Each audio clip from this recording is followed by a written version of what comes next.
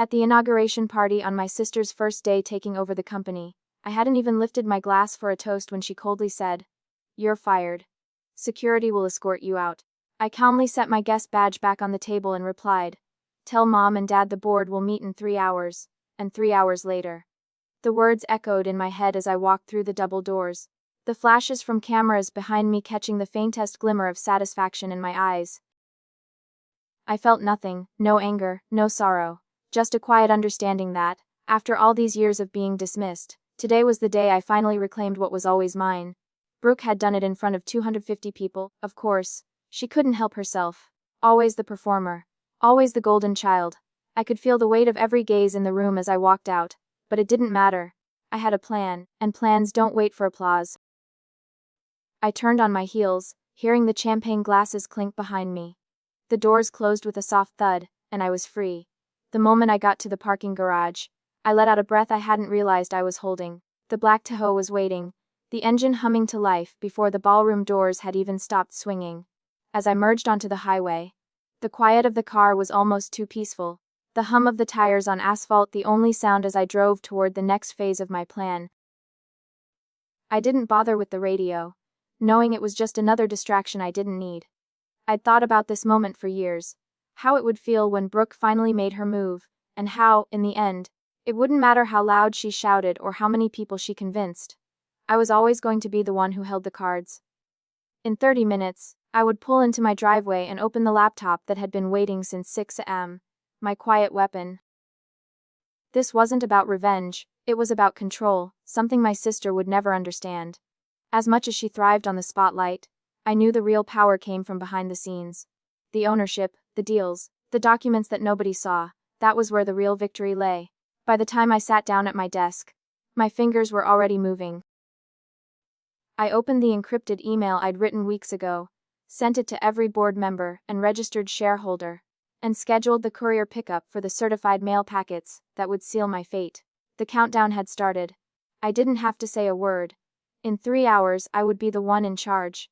The house was quiet when I got home, dark except for the soft glow of the motion light above the workbench. I didn't bother going inside. The key I had been holding since I was 19 felt heavier now, like it always did when I returned here. This house, this garage. These were the places that grounded me, even when the world outside was spinning out of control. It was here, years ago, that I'd made the first decision that had set everything into motion. I walked straight to the desk in the corner of the garage. The laptop was just as I'd left it, open and waiting. As I sat down, I could almost hear the faint hum of the company's headquarters in my mind.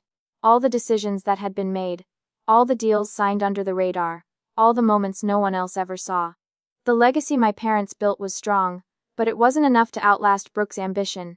She was too wrapped up in the image, in the grand speeches and the applause. She never took the time to understand what really kept things running. I opened the folder labeled Continuity. Inside was everything I needed to take control. Every email, every signed agreement, every certified packet with precise timestamps from 6:03 a.m., all ready to go. The system I'd put in place years ago. Each move deliberate, each step quiet and invisible. People thought I was passive, overlooked. They thought I was just the shadow of a successful company. They couldn't have been more wrong. The first email went out, encrypted and time-stamped. It would hit the board members' inboxes in exactly 30 minutes, just as they started to digest the fallout of the party. I could picture the chaos now, as the board members scrambled to understand what had just happened, why their newly appointed CEO Brooke was suddenly nothing more than a figurehead. The truth was, it had been my plan all along, a plan I had quietly executed without anyone even realizing. Next, I scheduled the courier pickup. The documents certified, notarized, legal would be picked up and sent to every shareholder within the hour. They would all receive the same paperwork, the same undeniable truth. I had 71% of the company. The documents had been prepared years ago, every line a step toward this exact moment. What they didn't know, what they couldn't possibly comprehend, was that my control had been built long before they'd even noticed the cracks. It had started when I was 19, too proud and stubborn to accept a salary like everyone else. I had asked for equity instead, and my father had laughed, handing me 8% of the company. He thought it was a joke, but I saw it for what it was, my foot in the door. Over the years I'd kept stacking. I had refused bonuses, choosing equity instead. I'd pushed through deals, taken small percentages, always quietly building. While Brooke raced to the front, seeking approval and accolades, I built quietly in the background, piece by piece. The room around me felt like it was closing in, the hum of the laptop the only sound, steady and constant. In just a few hours, the company would be mine. My hands moved without hesitation, finalizing the last email, confirming the courier pickup, and locking everything into place. The groundwork was done. The moment would arrive before Brooke and Dylan even realized it. They'd be too caught up in their victory, in the spotlight. They wouldn't see it coming. I leaned back in my chair, letting the weight of the moment sink in. The next few hours would be critical, but everything was already in motion. Brooke had made her move, now it was my turn to make mine. The clock was ticking. The night was still young, but the wheels were already turning. As I pulled my car out of the driveway, I couldn't help but feel a strange calmness settle over me. The chaos of the gala, the public humiliation, the moment my sister threw me out, it all felt like it happened to someone else. I was detached from it now, just a distant observer watching a play unfold. I checked the time on my dashboard, 2 hours left, the clock was ticking, and everything I had worked for was about to come to a head. I felt no need for music, no need for distractions. My mind was already fully engaged in the plan that would unfold in the next few hours. I couldn't afford any mistakes, and there wasn't a single one on my mind. Each decision was deliberate, calculated, and executed with the precision of someone who had spent years anticipating this moment. My phone buzzed. It was a message from my assistant. Board members have been notified. Shareholder packets are scheduled for delivery. Everything is on track. I smiled to myself. It had all started with a simple decision when I was 19, refusing my father's offer of a salary and opting for equity instead. It felt almost ridiculous now, looking back on it. That single decision had changed everything. It had set me on this path, the path that would see me in control of what my parents had built. I couldn't help but think of my sister, the way she stood there on that stage, smiling like she had already won. Brooke had always been the one with the spotlight, the one everyone admired. She had all the charisma, the charm, the talent, at least that's what everyone thought. But she lacked the one thing that really mattered: vision. Brooke wasn't the strategist. She wasn't the one making the long-term plans. She was the face, the performer.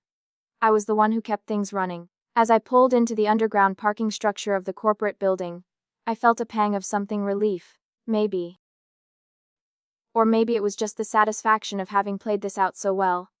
I had known what I was doing all along. Even when Brooke and Dylan laughed off my quiet presence, even when they dismissed me as the background player, I was always 3 steps ahead. They never knew. They never saw it coming. I parked and walked straight to the elevator. I didn't stop to look around, didn't stop to think. I just moved with the certainty of someone who had already won. In the lobby, the receptionist greeted me with a smile, but I could tell she didn't quite know who was really in charge anymore. I didn't spare her a glance as I pressed the elevator button and waited for the doors to open. The last step was simple: the final confirmation. I opened my laptop in the quiet of the corporate office, plugged in the USB drive containing the latest signed documents, and sent them to the last of the board members. Then, I scheduled the delivery for the final shareholder packet, an encrypted bundle of truth that would ensure I was untouchable. The final countdown had begun. I closed my laptop with a soft click and leaned back in the chair. There was no triumph, no celebration. Just the quiet certainty of someone who had been planning this for years, who had seen every move long before it happened. I glanced at the clock: just 1 hour to go. Brooke had made her move. Now it was my turn. The minutes seemed to stretch on as I sat in the quiet of my office, waiting for the clock to tick down. I could feel the weight of what was about to happen, but at the same time, there was a strange calmness inside me. It wasn't the kind of calm you get when you're at peace. It was more like the calm before a storm, calculating, methodical, and unyielding. I stared at the digital clock on my desk: 9:45 p.m. The meeting was set for 10:00, and by that time everything would be in motion. I let my mind drift over the events of the night, replaying every detail. The look on my sister's face when she fired me in front of everyone. The gasps from the crowd. The champagne flutes froze in mid-air. The ridiculousness of it all. The way she thought she could just walk in and take everything I had spent years building.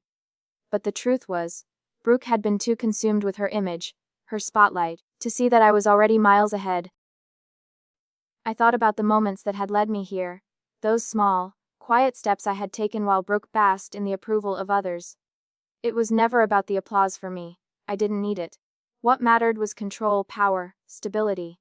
What mattered was making the right moves at the right time, and never giving anyone the satisfaction of seeing me sweat. That was something Brooke would never understand.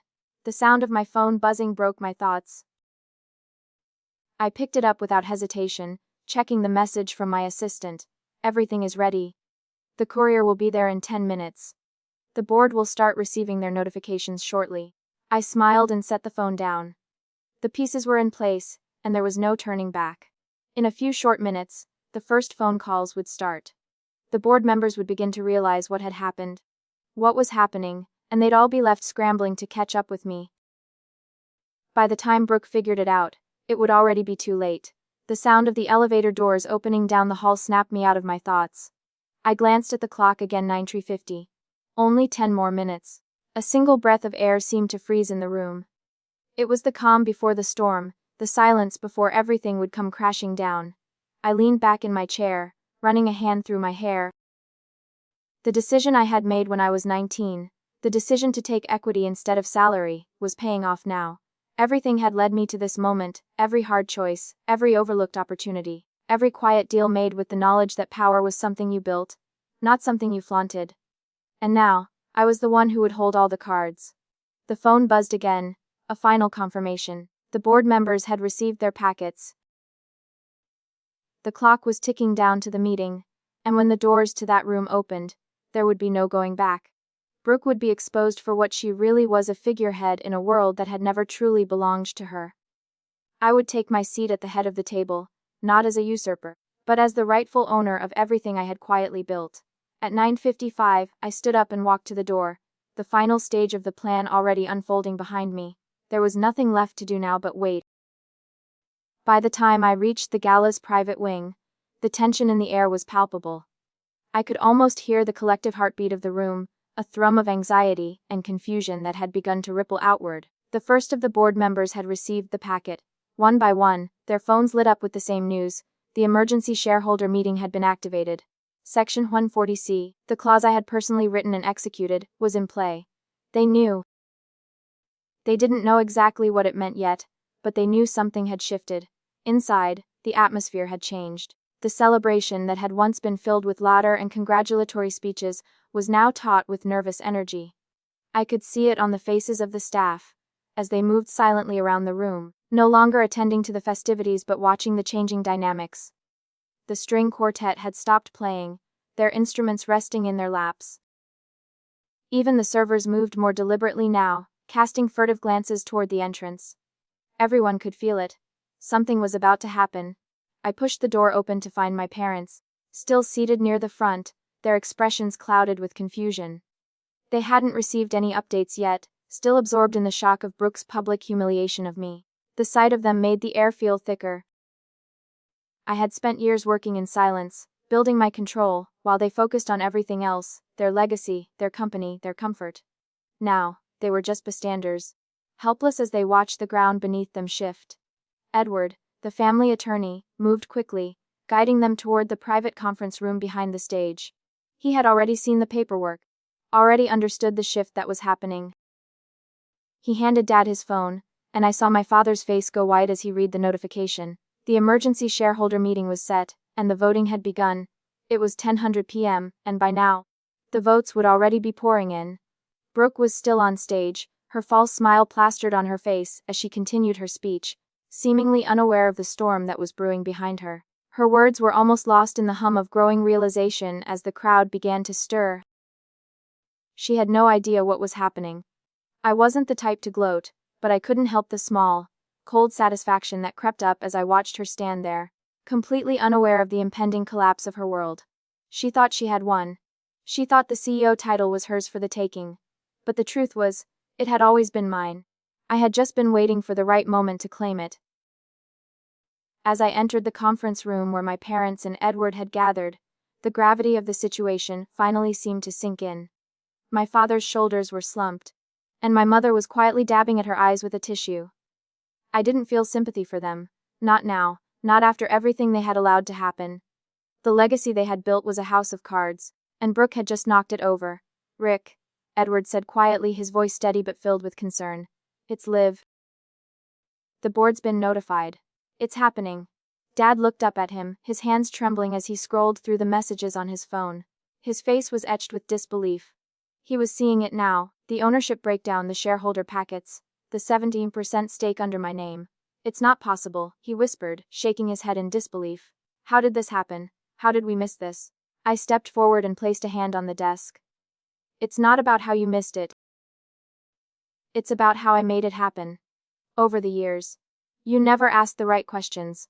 You let Brooke drive the company's public image, while I was building what really mattered. I could feel the weight of the words hanging in the air, and I knew my mother was starting to understand. The tears she had been holding back were starting to break free. Her gaze flickered over to Edward, searching for some kind of reassurance, but even he had nothing left to say. There was a long, painful silence. My parents had spent their entire lives building something, and now they were about to watch it slip away, handed over to me, without fanfare, without applause. It wasn't personal, not really. But it was the only way to make sure things were done right. Edward cleared his throat, his voice low and professional. Rick, we don't have much time. The meeting will be called in less than 30 minutes. We need to prepare. I nodded, stepping away from the table. There was nothing more to discuss. This was the moment I had been working toward, and I wasn't going to waste it. Not for them, not for Brooke, and certainly not for Dylan, who had spent the evening being nothing more than a shadow at her side. As I turned to leave the room, I caught my father's gaze one last time. His face was a mask of disbelief, but there was no turning back now. The family was about to face the consequences of their choices, and I was the one who would decide what came next. Brooke was still on stage, unaware. I could hear the buzz of her phone ringing in the background, the first hints of panic starting to seep in. The clock was ticking, and in less than 30 minutes, the meeting would begin. The vote would be cast, and there would be no turning back. The room was colder now, the air thick with anticipation. The seconds stretched on as if they were hours. I could feel the weight of every move, every step I'd taken, leading up to this moment. I stood at the back of the room, my eyes scanning the crowd. The board members had begun to trickle in, their expressions a mix of confusion and curiosity. They'd received the emergency notifications, but none of them seemed to know exactly what was happening yet. A few were already talking in hushed voices, their phones in hand, flicking through the same documents they had been sent. Their faces grew pale as the reality sank in. Brooke had made her entrance a few minutes earlier, her smile tight, forced. She was still trying to hold on to whatever shred of control she had left, but it was clear she was starting to unravel. Dylan hovered behind her, his phone glued to his ear as he paced nervously. The shift was palpable, and the tension was building with every passing second. I watched as they whispered to one another, still thinking they had some chance to fix this. Dylan was trying to reach the emergency lawyer, his voice cracking with desperation. It didn't matter. The motion was already in motion. The vote was already starting. Edward stood at the podium now, his silver hair gleaming under the overhead lights. His professional demeanor hadn't faltered, but even he knew this was no ordinary shareholder meeting. This was the moment everything changed. The quiet control I had built over the years was now front and center, and the truth was about to be revealed. I took a deep breath, feeling the cool air of the room fill my lungs. The stage was set. It was time to make my move. I walked toward the center of the room, my heels clicking softly against the polished marble floor. As I passed by the crowd, the room fell silent. Every head turned, all eyes were on me. They were waiting. I reached the podium and placed my laptop on it, the cold screen flickering to life. The large projection screen behind me flared up, illuminating the entire room with its dark white light. On it was the secure voting portal I had personally coded and tested over 3 sleepless nights in 2018. It was flawless, clean, brutal, impossible to hack. This wasn't just about power, it was about precision. It was about making sure there was no room for error, no room for anyone to stop what was already set in motion. "Good evening," I said, my voice carrying easily across the room.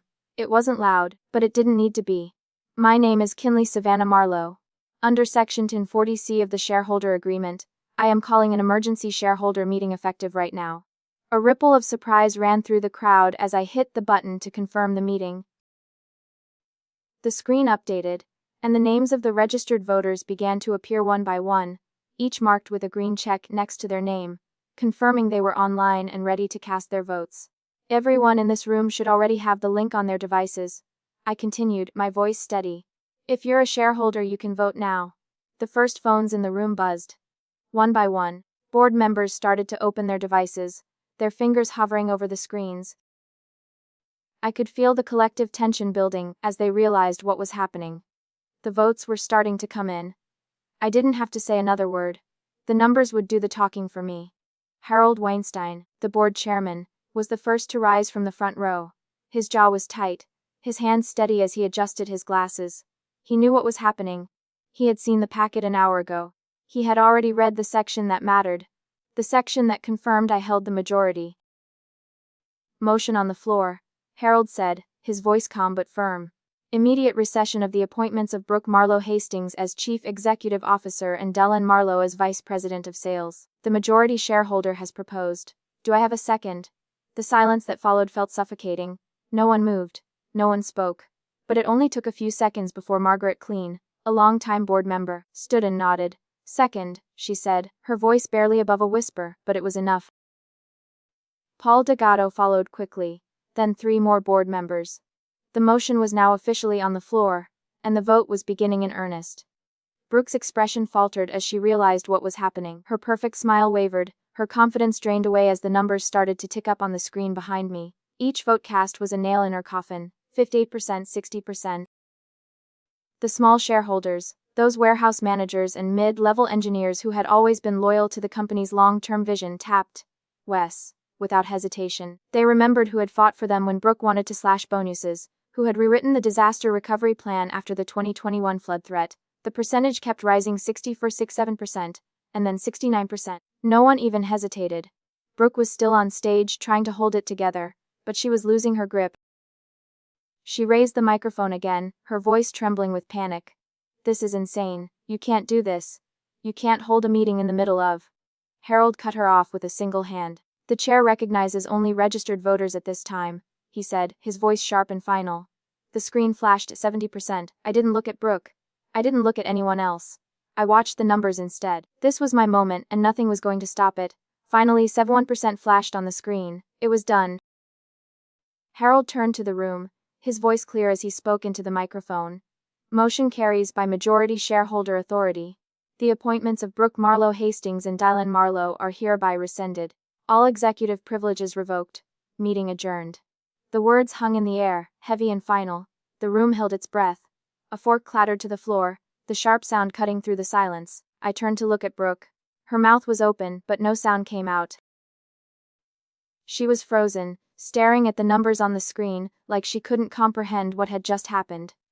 Dylan's phone slipped from his hands, and hit the marble floor with a crack. I closed my laptop with a soft snap, the finality of the motion settling over the room like a thick fog. I had done it. The company was mine. I didn't need to say anything more. The silence after the vote felt unbearable, like the entire room had held its breath, and was now collectively exhaling. Brooke stood frozen, staring at the screen, her face drained of color. Dylan hadn't moved either, his expression somewhere between disbelief and defeat. Their phones were still on the floor, forgotten, discarded. The image of them standing there, gasping, stunned, was burned into my mind, but I didn't feel satisfaction.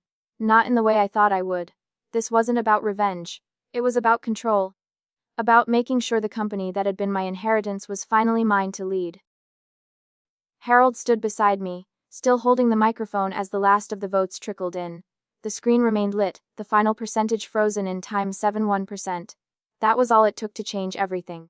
I couldn't help but glance at my parents, seated at the front of the room. Their faces were a mixture of confusion and regret. They had watched their daughter, their flesh and blood, humiliated in front of 250 people, and now they were watching her walk away with everything. Dad's knuckles were white as he clenched the armrest, his gaze fixed on the floor. Mom's eyes were puffy from crying, mascara streaking her cheeks, but she didn't reach out to comfort either of her children. She didn't move. Neither of them did. I turned back to Brooke, who was now attempting to speak, her voice cracking. You can't do this. You can't just take everything like this. This is our family, our legacy. She moved forward, desperation creeping into her voice with each step. Her high heels clicked against the marble floor, sharp and frantic. Dylan followed her, trying to catch up, his movements erratic. Kinley, this is insane. We can fix this. You don't have to do this. His voice was pleading, the tough exterior he always put on crumbling under the pressure. But it was too late. This wasn't about saving face or family anymore. It was about ensuring the company's survival, ensuring my vision came to life, and that no one could undermine it. Brooke reached for the podium, her hand shaking as she gripped it for balance. Dad, Mom, please. You have to do something.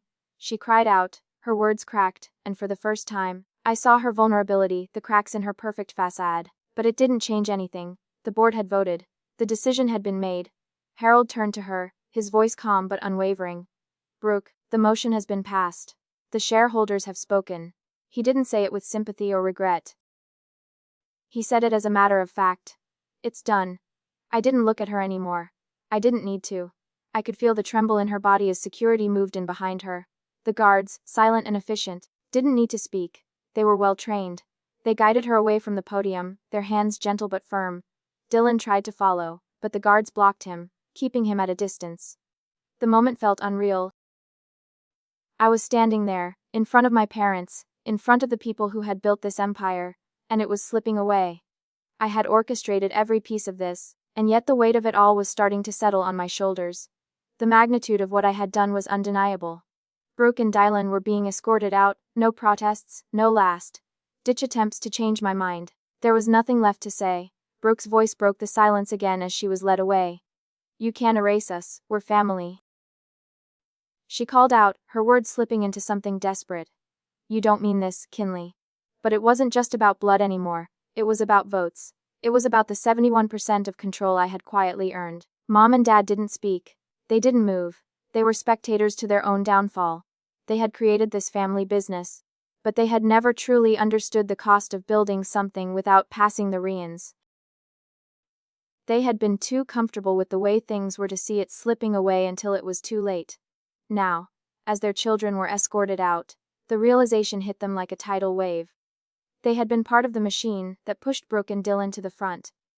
And now they were powerless to stop what I had set in motion. I could feel the eyes of the room on me as I stood at the podium.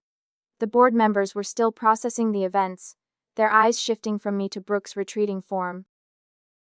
The shock was palpable. They had seen the vote, felt the finality of it, but the truth of it hadn't hit them until now. The quiet girl in the background was suddenly in control, and Brooke, the golden child, was being led out like a victim of her own arrogance. I didn't speak. I didn't need to. I had already said enough. The room was still as the guards walked Brooke and Dylan out of the ballroom, their footsteps echoing louder with every step. There was no fight left in them. The door closed behind them, and the tension in the room broke. It was over. I stood there for a moment, letting it all sink in. The finality of the moment. The years of planning. The long road to this point. It wasn't just about the company. It was about control, about making sure my vision, my future, was the one that led. And now, it was mine. As I turned to leave the stage, I felt the eyes of the board members on me. They were no longer questioning me, no longer doubting my place. It was my time now. I had earned it. The doors to the ballroom opened with a soft thud as I stepped through, leaving behind the last remnants of the family I had once known. This was the beginning of something new, something that no one could take from me. The only thing that mattered now was what I would build next. Months passed, and with each day, the company transformed. I hadn't planned for this to be some grand takeover. There had been no press releases, no company-wide emails announcing my position as CEO. There was no need. I had already taken control the moment I secured that 71%. Everything I'd quietly worked toward was now in place, running smoothly. The restructuring I had planned for years rolled out without resistance. The mid-level managers and warehouse staff, who had always been loyal to me, now had a seat at the table. I made sure they were heard. The ones who had been overlooked when Brooke had been in charge, who had been cast aside for the sake of the image, were now the foundation of this new company. They were the ones who had stuck with it, even when Brooke had pushed for layoffs to make the numbers look better for the press. First quarter numbers came in 28% above forecast.